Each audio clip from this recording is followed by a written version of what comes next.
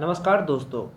Date है आज 21 जुलाई 2023 और स्वागत है आप सभी का दिल्ली आईएएस के UPSC prelims and mains news analysis में। इस न्यूज एनालिसिस में की जो वीडियो है इसमें हम जानेंगे कि कैसे एक न्यूज़ होती है, जो एक आर्टिकल होता है, एक एडिटोरियल होता है न्यूज़पेपर का, वो आपके प्रीलिम्स और मेंस में आपकी क्वेश्चन सॉल्व करने में मदद करता है। तो चलिए शुरू करते हैं। इससे पहले थोड़ी सी जानकारी कि हम जो तैयारी कर रहे हैं यूपीएससी सीएससी 2024 के लिए कर रहे हैं, आईएएस अपने बनने के लिए कर रहे हैं, और जो नेक्स्ट ईयर प्रीलिम्स की डेट है वो 26 मई 2024 है। और कुछ जो दिन हमारे पास रह गए हैं, ये रह गए हैं 310 दिन। तो चलिए अब शुरू करते हैं न्यूज़ आर्टिकल्स को बारे में। ओके, तो पहला आर्टिकल है फ्रेंड्स, इंडिया हैज, यहाँ पहला आर्टिकल्स है कि जो इंडिया, अभी एक वर्ल्ड बैंक के प्रेसिडेंट ने एक अपना स्टेटमेंट दिया है कि इंडिया के पास 3 से 5 साल हैं चाइना प्लस वन विंडो का यूज़ करने के लिए। तो क्या है ये चाइना प्लस वन विंडो, और क्यों जो वर्ल्ड बैंक के प्रेसिडेंट है उन्होंने इंडिया के ऊपर इतना फोकस किया है? तो देखिए हुआ क्या है, जो 1970s से जो हमारा जो ग्लोबलाइजेशन हो रहा है, तो उसमें जो लास्ट 3-4 डिकेड्स रहे हैं उसमें चाइना ने डोमिनेट किया है वर्ल्ड में मैन्युफैक्चरिंग के लिए। तो ग्लोबल जो एमएनसीज हैं, जो मैन्युफैक्चरिंग इंडस्ट्रीज़ हैं, उन्होंने अपना हैवी इन्वेस्टमेंट सिर्फ और सिर्फ चाइना में कर रखा है। तो जब भी आप इस तरीके का कुछ ग्लोबल न्यूज़ पढ़ें तो उसकी मैपिंग ज़रूर कर ले करें। अपने आपके पास अगर एटलस है या फिर आप गूगल की हेल्प ले सकते हैं, वहाँ पर मैप खोल सकते हैं और देख सकते हैं चाइना कहाँ है, इंडिया कहाँ है। उनकी मैपिंग से आपको आइडिया लग जाएगा। तो यहाँ चाइना है, ये इंडिया है, अगर तो यहाँ चाइना है। तो चाइना में जो ग्लोबल इन्वेस्टमेंट हो रखे हैं, मान लीजिए यूरोपियन कंट्रीज़ की जो एमएनसी है, अमेरिका की जो एमएनसीज हैं, और अदर्स नेशंस की जो एमएनसी हैं, उन्होंने चाइना में इन्वेस्ट कर रखा है। लेकिन चाइना में हाल ही में क्या हुआ, जब कोविड आया तो चाइना में एकदम स्ट्रिक्ट रेस्ट्रिक्शंस पॉलिसी लगा दी कोविड में, और उससे जो उसकी मैन्युफैक्चरिंग है जो हिट हुई, जो ग्लोबल सप्लाई चेन है उस पर इफेक्ट पड़ा, सप्लाई चेन पे। तो इससे जो वर्ल्ड की जो मैन्युफैक्चरिंग है और अदर इंडस्ट्रीज हैं जो यहाँ से रॉ मटेरियल या इंटरमीडिएट गुड्स पे डिपेंड करती हैं चाइना से, उनकी मैन्युफैक्चरिंग कैपेसिटी पे इफेक्ट पड़ा। तो अब कंपनीज क्या कर रही हैं, अपनी जो ये डिपेंडेंसी है चाइना के ऊपर, वो रिड्यूस करने के लिए चाइना प्लस वन, यहाँ चाइना प्लस वन एक स्ट्रेटेजी है, जिससे जो कंपनीज हैं वो अपना इन्वेस्टमेंट है, या कंट्रीज़ भी हैं जो इन्वेस्टमेंट यहाँ है उसको एक दूसरी कंट्री पे शिफ्ट कर रही है, चाइना से हटा के। चाइना तो एक कंट्री है ही, प्लस वन किसी एक दूसरी कंट्री पे। तो ये दूसरी कंट्री कोई जो उन्हें मोस्ट कम्पिटिटिव लगेगी, मोस्ट एडवांटेज जिसमें मिलेगा, वहाँ वो इन्वेस्ट करेंगे। तो ये इंडिया भी हो सकता है। और दूसरा है इंडिया के अलावा जो इंडिया की कम्पिटिटिव कंट्रीज हैं जो उसे टक्कर देती हैं जो एक्सपोर्ट्स में, और जो मैन्युफैक्चरिंग कॉस्ट जहाँ यो है लो होती है, वहाँ जैसे वियतनाम है, मलेशिया है, थाईलैंड है, इस तरह की कंट्रीज़ भी होती हैं जिन्हें हम एशियन टाइगर्स के नाम से जानते हैं। तो वर्ल्ड बैंक प्रेसिडेंट ने ये कहा है, ये है कुछ ये आर्टिकल। तो इसमें क्या कहा है बेसिकली कि इंटरनेशनल बिजनेस जो एक्टिव है इन चाइना में, कपलिंग, वो अपने इन्वेस्टमेंट को एक दूसरी जगह शिफ्ट कर रहे हैं। तो इंडिया के पास ये अपॉर्चुनिटी है। तो चाइना में पास्ट 30 ईयर से हमने देखा किस तरह से वहाँ पर एक सिग्निफिकेंट इन्वेस्टमेंट हुआ है, क्योंकि चाइना की जो लेबर कॉस्ट है वो बहुत लो थी, मैन्युफैक्चरिंग कॉस्ट लो थी, और इस कारण से चाइना ने जो अट्रैक्ट किया है ग्लोबल मैन्युफैक्चरिंग को अपनी तरफ। तो ड्राइविंग, अब ये क्यों, इसका एक रीजन तो कोविड था। इसके अलावा आपने रिसेंटली देखा होगा यूएस चाइना ट्रेड वार हो रहे हैं, एक दूसरे के ऊपर स्ट्रिक्ट रेस्ट्रिक्शन लगाई जा रही है। तो चाइना से जो भी मैन्युफैक्चरिंग प्रोडक्ट सप्लाई होता है यूएस की तरफ, उस पर उस पर जो टैक्स रेट्स हैं, टैरिफ्स हैं, वो ज़्यादा हैं। तो इससे डिसरप्शन हुआ है ग्लोबल सप्लाई चेन में, और जो rising veg and labour cost भी चाइना की बढ़ी है, जीरो कोविड पॉलिसी थी चाइना की, और सिक्योरिटी कंसर्न्स। अभी अब इंडिया के लिए कैसे एक अपॉर्चुनिटी देता है, इंडिया की अपॉर्चुनिटी देता है, इंडिया का जो एडवांटेज हो सकता है मैन्युफैक्चरिंग में, क्योंकि यहाँ पर एक लेबर अवेलेबिलिटी है, स्किल्ड लेबर भी अब बन रहे हैं धीरे, जैसे स्किल की स्कीम्स आ रही हैं, प्रधानमंत्री कौशल विकास योजना हो या स्किल इंडिया हो, तो उससे इंडिया को एडवांटेज हो सकता है। इसके अलावा इंडिया की स्कीम्स है मेक इन इंडिया, आत्मनिर्भर भारत और production link incentive schemes. India का जो डोमेस्टिक मार्केट अगर हम देखते हैं वो ही सच में अपने आप में बहुत ही ह्यूज है। तो थर्ड पॉइंट हो गया, इंडिया का डोमेस्टिक मार्केट है जो हेल्प कर सकता है इन इंडस्ट्रीज़ को यहाँ शिफ्ट करके, ताकि मार्केट अवेलेबिलिटी ईजी हो जाएगी। लेकिन क्या क्या चैलेंजेस हैं, आइए जान लेते हैं। आप जब मेंस का एक आंसर लिखते हैं तो एक बैलेंस आंसर होना चाहिए, जिसमें किसी भी स्कीम, अगर कुछ भी आपसे क्वेश्चन पूछा जा सकता है, उसके तो एडवांटेज तो क्या है ही, लेकिन उसमें क्या चैलेंजेस हैं, इशू हैं, वो भी आपको लिखने होते हैं। तो इंडिया के सामने जो चैलेंजेस हैं वो एक तो है competition from other emerging market से, जैसे कि वियतनाम हो गया, थाईलैंड हो गया, साउथ ईस्ट एशियन कंट्री हो गया, जैसा कि मैंने आपको बताया, या फिर अभी अभी जो मेगा ट्रेड एग्रीमेंट होते हैं कंपनीज के इन कंट्रीज़ के बीच में से, बायलैटरल एग्रीमेंट है, मल्टीलैटरल एग्रीमेंट है, रीजनल कॉम्प्रिहेंसिव इकोनॉमिक पार्टनरशिप है, ट्रांस पैसिफिक पार्टनरशिप है, इस तरीके से। तो उनमें क्या है, वो कंट्रीज आपस में तो बहुत लो टैरिफ रखती हैं, जीरो टैरिफ, और अगर इंडिया इनसे कुछ ट्रेड करे तो उस पर टैरिफ देना पड़ता है। तो जो एज है, जो मैन्युफैक्चरिंग, जो लो कॉस्ट का जो एज था इंडिया के पास, वो लॉस्ट हो जाता है यहाँ पर एंटर करते ही, क्योंकि यहाँ पर टैरिफ देना पड़ता है।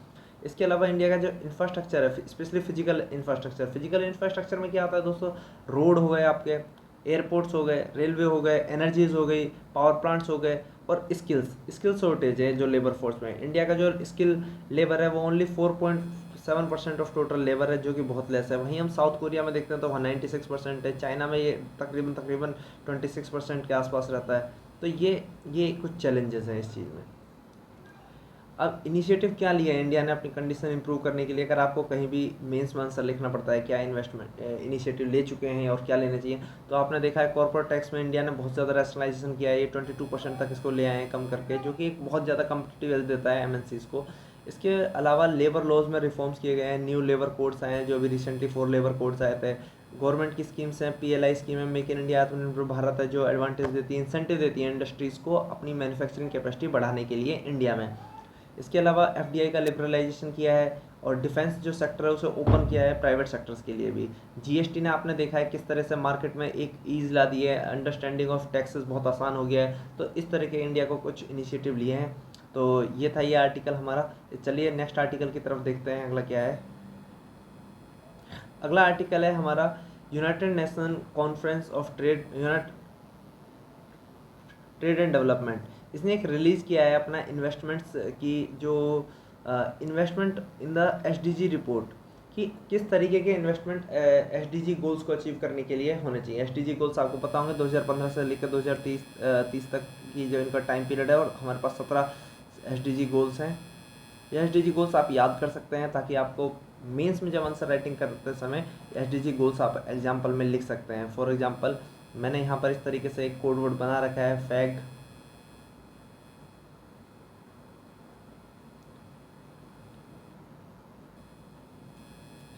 We WWI clap LLPP clap, इस तरीके से।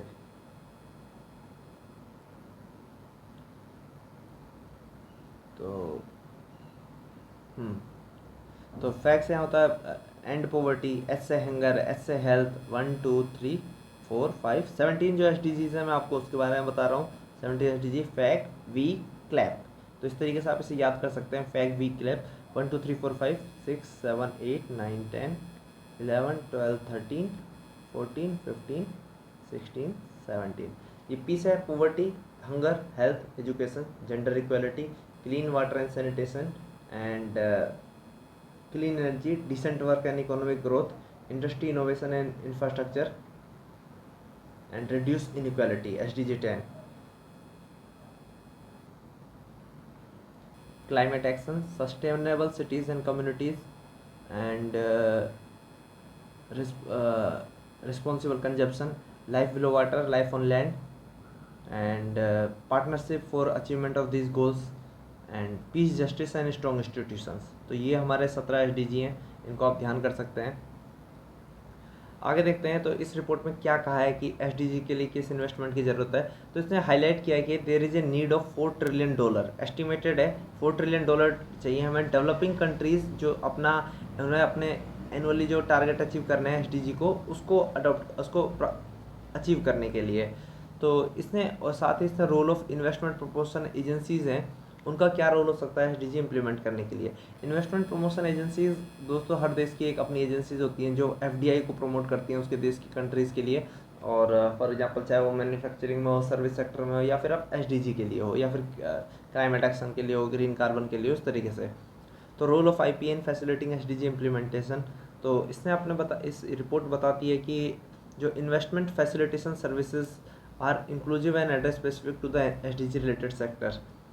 और अभी जो फाइनेंस, जो हमारा वर्ल्ड का जो प्रेजेंटली फाइनेंसिंग है, वो हैविली कंसंट्रेटेड है वर्ल्ड रिचेस्ट इकोनॉमीज़ के लिए, और क्लाइमेट चेंज एडाप्टेशन, और जो हेल्थ और एजुकेशन के लिए बहुत कम जा रहा है। तो क्योंकि एसडीजी तो कॉम्प्रिहेंसिव, उसमें हेल्थ, एजुकेशन, एनवायरनमेंट सब कुछ इंक्लूड है, तो हेल्थ और एजुकेशन पर उतना फोकस नहीं देख हो पा रहा है। ये आपने देखा होगा अपने कोविड पीरियड में भी, जब किस तरह वर्ल्ड की जो डेवलप्ड कंट्री है उन्होंने अपने रिसोर्स कंसनट्रेटेड हो गए थे फ्यू कंट्रीज़ के पास ही। तो इससे क्या होगा, आईपीए हमारा इन्फॉर्मेशन गैप को फिल कर सकती हैं, पॉलिसी एडवोकेसी में सपोर्ट कर सकती हैं, investment related for climate action. अब इसने क्या रिकमेंडेशन दी है इस रिपोर्ट ने आईपीए के रिगार्डिंग, रोल ऑफ आईपीए क्या हो सकता है एसडीजी इम्प्लीमेंटेशन में। तो आईपीए जो है अपने नेटवर्क को एक्सपेंड कर सकते हैं स्टेक होल्डर्स के, और SDG information is integrated across digital tools. SDG की जो इन्फॉर्मेशन है वो इंटीग्रेटेड फॉर्म में प्रोवाइड हो सकता है, जिससे इन्वेस्टमेंट हमारा रैशनलाइज होगा, ऑब्जेक्टिव तरीके में यूज हो सकता है।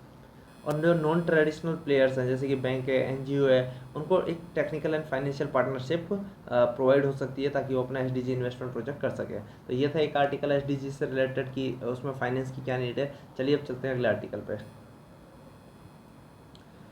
दोस्तों अगला आर्टिकल है हीट वेव से रिलेटेड। हीट वेव्स आप जानते हैं क्या हो रहा है अभी, जो नॉर्थन इंडिया है स्पेशली हरियाणा, राजस्थान, बिहार, मध्य प्रदेश, उत्तर प्रदेश, इस एरियाज़ में जो हीट वेव्स हैं अब बहुत तेज़ी से बढ़ती जा रही हैं। जैसे जैसे ग्लोबल वार्मिंग हो रही है, टेम्परेचर इंक्रीज होता जा रहा है, और रेनफॉल में भी आपको पैटर्न चेंज देखने को मिल रहे होंगे अपने अपने इलाकों में। तो heat waves show importance of early warning system and action plans. World meteorological organization है, इसने एक अपना इसका एक तरफ से ये एक रिपोर्ट है जिसमें वो अर्ली वार्निंग सिस्टम और एक्शन प्लान्स के बारे में बात करती है, क्यों हमें ज़रूरत है अर्ली वार्निंग सिस्टम्स की।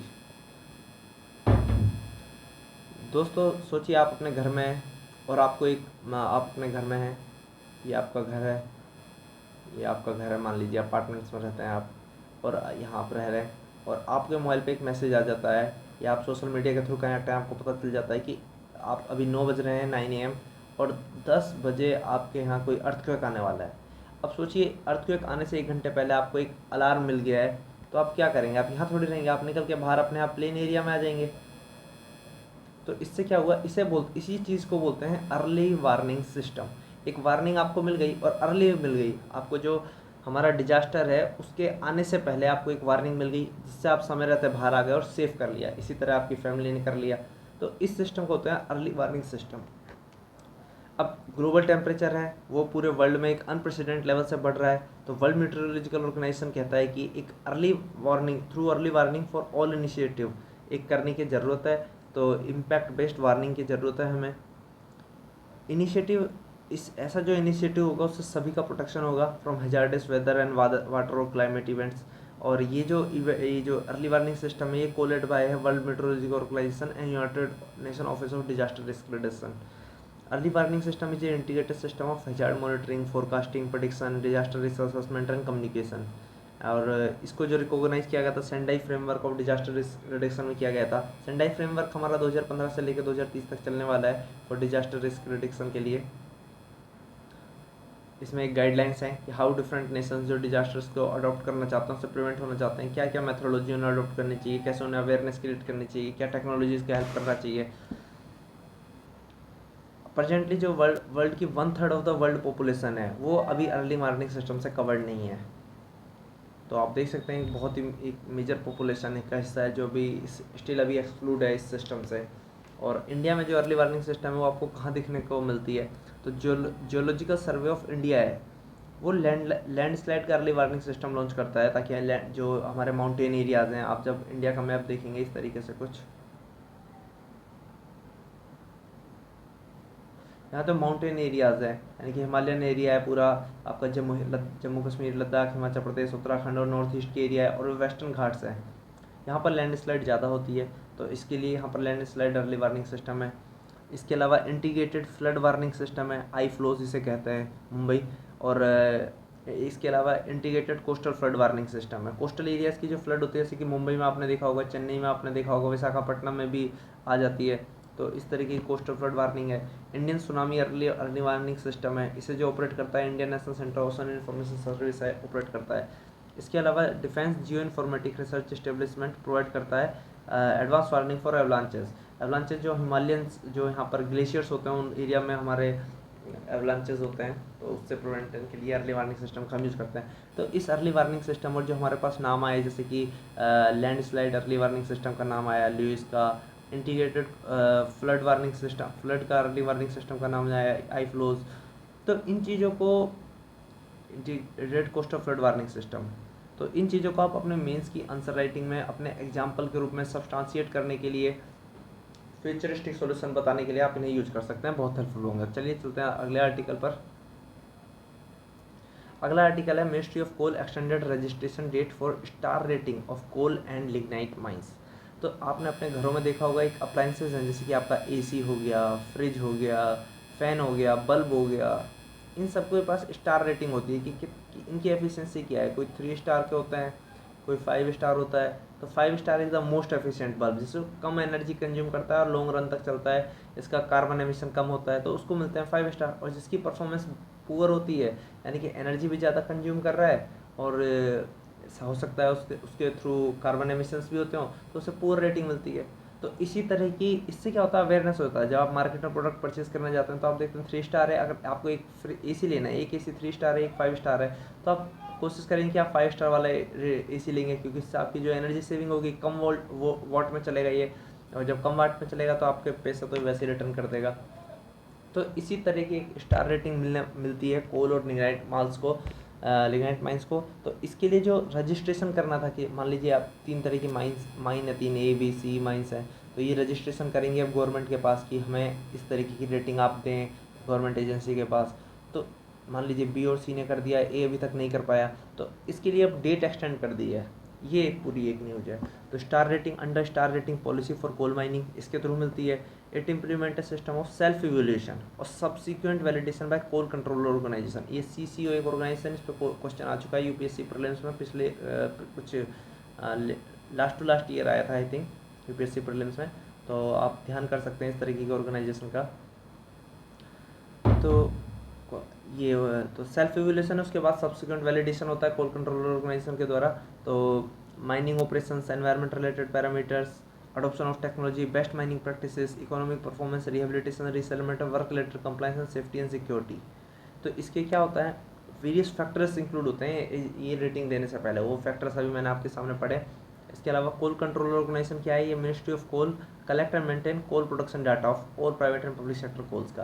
तो कोल कंट्रोल ऑर्गेनाइजेशन एक ऑर्गेनाइजेशन है जो पूरे इंडिया में जहाँ जहाँ कोल कितना पैदा होता है, कैसे होता है, उससे रिलेटेड डाटा अपने पास रखता है। Star rating is done on the basis of percentage of score point under various parameter. और इम्पोर्टेंस क्या है स्टार रेटिंग की, इससे overall performance and promote sustainable mining of the practices और environment sustainability, safety and social responsibility की तरफ बढ़ते हैं। कम्पिटिटिवनेस डिफरेंट, अब एक माइन है आपकी, मान लीजिए डिफरेंट माइंस हैं, एक माइंस है, मान लीजिए आपके पास 3 माइन है, यहाँ भारत का मैप बना लेते हैं, थोड़ी ईजी अंडरस्टैंडिंग हो जाएगी। मान लीजिए एक माइन है आपकी वेस्ट बंगाल में, एक है झारखंड में, एक है उड़ीसा में। इसके पास 5 स्टार रेटिंग है वेस्ट बंगाल के पास, इसके पास 3 स्टार है और इसके पास 2 स्टार है, मान लीजिए, जस्ट एक एग्जांपल है। तो अब इनमें जब कंपटीशन होगा आपस में, जब देखेंगे एक दूसरे की परफॉर्मेंस देखेंगे, यहाँ के जो अथॉरिटीज होंगे, जो रिस्पॉन्सिबल ऑफिशियल होंगे, वो भी चाहेंगे कि हमारी रेटिंग हाई हो। जब हाई रेटिंग की तरफ इम्प्रूव फोकस करना चाहेंगे तो इम्प्रूव करेंगे ये कौन कौन, जो जो पैरामीटर्स हैं उसमें इम्प्रूव करेंगे, जैसे कि टेक्नोलॉजीज़, नई टेक्नोलॉजी लेके आएंगे, बेस्ट माइनिंग प्रैक्टिस लेके आएंगे, इकोनॉमिक परफॉर्मेंस निकालेंगे, रिहेबिलिटेशन रिसेटलमेंट का बहुत इशू है उन्हें अच्छे से सॉल्व करेंगे, और कंप्लाइंसेज और सेफ्टी एंड सिक्योरिटी उन्हें इंप्रूव करेंगे ताकि अपनी रेटिंग इंप्रूव करें। तो ओवरऑल एक कम्पिटिटिव एनवायरनमेंट क्रिएट होगा माइंस के बीच में, जितनी भी हमारे यहाँ माइंस हैं, कोल माइंस, और उससे क्या होगा, उनकी परफॉर्मेंस में इंप्रूवमेंट आएगा। तो ये इसके एक एडवांटेज हो। एक दूसरा एडवांटेज क्या होगा कि इससे जो कमिटमेंट है माइनिंग इंडस्ट्रीज़ की, environment sustainability, safety and social responsibility, उसमें इंप्रूवमेंट आएगा। तीसरा होगा फोस्टर कम्पिटिटिवनेस, जो हमने बात करी ली, कंपटीशन बढ़ेगा। चौथा क्या होगा, adoption of advance mining technology लेके आएंगे। तो ये था ये आर्टिकल हमारा कोल माइनिंग से रिलेटेड। चलिए चलते हैं हम नेक्स्ट आर्टिकल पे। नेक्स्ट आर्टिकल जो है हमारा, industry bats for separate branding of biofortified foods.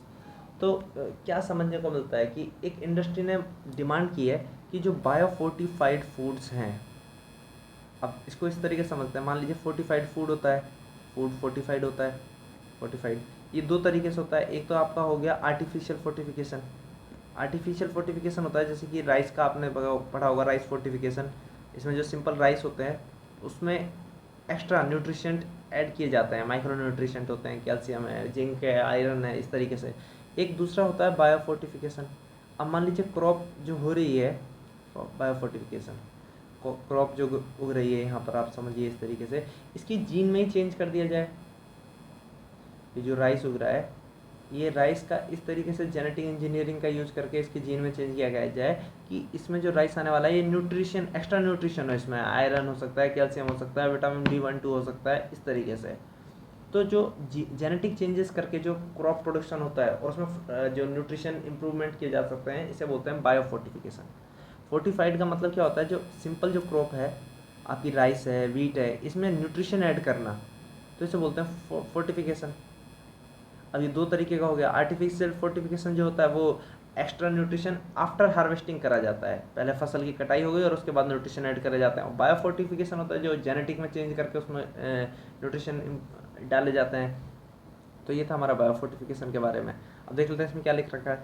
इस अभी रिलेटेड इन्फॉर्मेशन क्या है, देखिए अभी जो फसाई का रूल है, food safety and standard authority of India, उसने एक उसका जो रेगुलेशन 2028 का है वो कहता है +F लोगो होना चाहिए नोटिफाइड फॉर फसाई टू आइडेंटिफाई फोर्टिफाइड फूड्स। अभी हमने यहाँ दो तरीके फूड पढ़ते हैं, आर्टिफिशियल फोर्टिफिकेशन और एक की था बायो फोर्टिफिकेशन। तो अभी दोनों के लिए क्या चलता है, +F। अगर फोर्टिफाइड फूड है तो उस पर एक लोगो होगा +F का। जैसे आपने एक एग मार्क का लोगो देखा होगा, ग्रीन कलर में होता है कुछ इस तरीके से कि पता चल जाए ये वेजिटेरियन फूड है। इसी तरह से +F होता है फोर्टिफाइड के लिए। तो इंडस्ट्री ने डिमांड किया है जो बायो फोर्टिफाइड फूड है उसके लिए एक सेपरेट लोगो हो, सिंपल लोगो से काम ना चले, फॉर एग्जांपल +BF हो, ताकि लोग डिफ्रेंशिएट कर पाएँ आर्टिफिशियल फोर्टिफिकेशन में और बायो फोर्टिफिकेशन में। ये इंडस्ट्री ने डिमांड किया है। तो global market size of bio fortification का है वो $100 मिलियन का है 2022 में, और ये हर साल ग्रोथ कर रहा है। बायो फोर्टिफिकेशन प्रोसेस होता है breeding nutrient into food crops, breeding में ही उनके न्यूट्रिएंट्स ऐड कर दिए जाएँ फूड क्रॉप में। और जो कन्वेंशनल ब्रीडिंग और बायो, और ये कैसे हो सकता है, कन्वेंशनल ब्रीडिंग होता है जैसे कि दो तरह की, अगर क्रॉप राइस की A वैरायटी है और ये राइस की B वैरायटी है मान लीजिए, इन दोनों की जो इंटर ब्रीडिंग होती है उससे जो C वैरायटी बनेगी, टुक टुक टुक टुक टुक टुक, तो इसको बोलते हैं, इसको क्या बोलते हैं, कन्वेंशनल ब्रीडिंग। या फिर बायोटेक्नोलॉजी का भी यूज़ करके जेनेटिक इंजीनियर से भी जीनोम एडिटिंग की जा सकती है बायो फोर्टिफाइड करने के लिए। जो सिंपल फोर्टिफिकेशन होता है वो पोस्ट हार्वेस्ट मेथड होता है, आप जानते हैं इस बात को। और बायो फोर्टिफिकेशन होता है वो माइक्रो न्यूट्रिएंट्स ऐड करते हैं कॉमन फूड में। अब एडवांटेज क्या है बायो फोर्टिफिकेशन के, मेंस में इस तरीके के क्वेश्चन आते रहते हैं कि what are the challenges and risk associated with the biofortification. So आप उसमें लिख सकते हैं, उसके एडवांटेज भी लिख सकते हैं, चैलेंजेस भी लिख सकते हैं आंसर में, जैसे भी आपकी डिमांड रहेगी। एडवांटेज इसका ये होता है, इससे जो होता है सस्टेनेबिलिटी, सस्टेनेबल होता है ये। Once planting material is obtain it can be saved and recycled. Cost effective होता है क्योंकि जब आपकी बायो फोर्टिफाइड क्रॉप होगी उसमें न्यूट्रिशन इतने हो जाएंगे, जो मेल न्यूट्रिशन इंडिया में प्रॉब्लम है उसको सोल्व किया जा सकता है, तो कॉस्ट सेविंग हो जाएगी। Production of biofortified crops are estimated to be low. यहाँ जो कॉस्ट सेविंग की बात हो रही है, ये प्रोडक्शन ऑफ बायो फोर्टिफाइड के लिए की बात हो रही है कि अगर दोबारा एक बार जो बायो फोर्टिफाइड क्रॉप उग गई, इसको दोबारा ग्रो करना बहुत कॉस्ट इफेक्टिव हो जाएगा। इंप्रूव न्यूट्रिशन स्टेटस, आपने बहुत सारे वर्ल्ड हंगर इंडेक्स भी पढ़ा होगा इंडिया के बारे में, तो उस समय इंडिया की बहुत पुअर परफॉर्मेंस चलती रहती है, रैंक उसकी 140 आती रहती है, तो बहुत पुअर रैंक आती है। चैलेंजेस क्या है, लेकिन जब इतनी अच्छी टेक्नोलॉजी है तो कुछ चैलेंजेस है इसके इंप्लीमेंट करने में। इसके चैलेंजेस है, additional amount of micro nutrient achievable will be modest, more time required to develop a viable crop. अभी जो इस तरीके की जो क्रॉप बनानी है इसमें टाइम लग सकता है। लेस फ्लेक्सिबिलिटी है to adjust content and combination of nutrients. तो जो टेक्नोलॉजी अडोप्शन है हर जगह, वही एक मेन प्रॉब्लम बन के उभरता है। इसके अलावा कॉस्ट, आप समझ सकते हैं, कॉस्ट भी एक मेन प्रॉब्लम होती है। तो ये था हमारा आर्टिकल बायो फोर्टिफाइड फूड से रिलेटेड। चलिए चलते हैं अगले आर्टिकल की तरफ। आज के लिए फ्रेंड्स इतना ही। Please like share and subscribe this video and your subscription gives us some motivation. आप लाइक कीजिए इस वीडियो को। इस वीडियो पे हम उम्मीद करते हैं कि 50 लाइक्स आ जाएँ। 50 लाइक आ जाएंगे तो हमें मोटिवेशन मिलेगा अगली वीडियो बनाने के लिए। Thanks for watching this video. आपका कोई भी कमेंट और फीडबैक और सजेशन हो तो प्लीज़ मोस्ट वेलकम है, आप उससे कमेंट और अपना फीडबैक और सजेशन दे सकते हैं। Thank you very much for watching this video and stay tune. All the best.